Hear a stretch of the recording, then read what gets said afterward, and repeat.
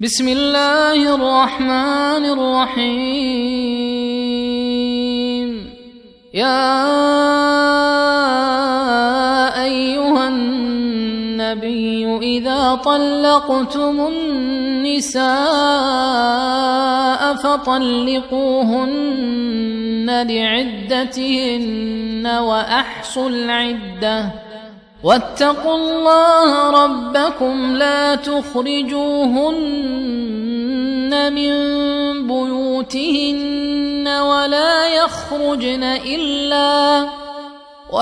يخرجن إلا أن يأتين بفاحشة مبينة وتلك حدود الله ومن يتعد حدود الله فقد ظلم نفسه لا تدري لعل الله يحدث بعد ذلك أمرا.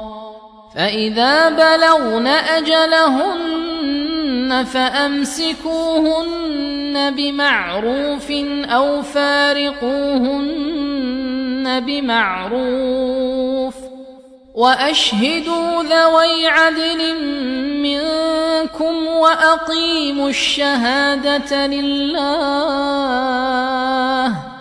ذلكم يوعظ به من كان يؤمن بالله واليوم الآخر ومن يتق الله يجعل له مخرجا ويرزقه من حيث لا يحتسب ومن يتوكل على الله فهو حسبه إن الله بالغ أمره قد جعل الله لكل شيء قدرا.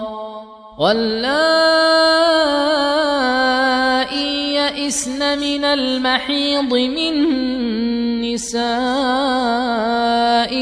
إن ارتبتم فعدتهن 3 أشهر واللائي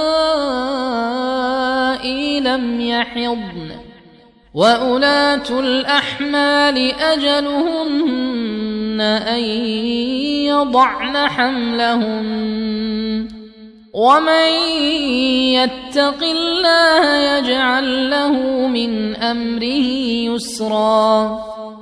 ذلك أمر الله أنزله إليكم ومن يتق الله يكفر عنه سيئاته ويعظم له أجرا.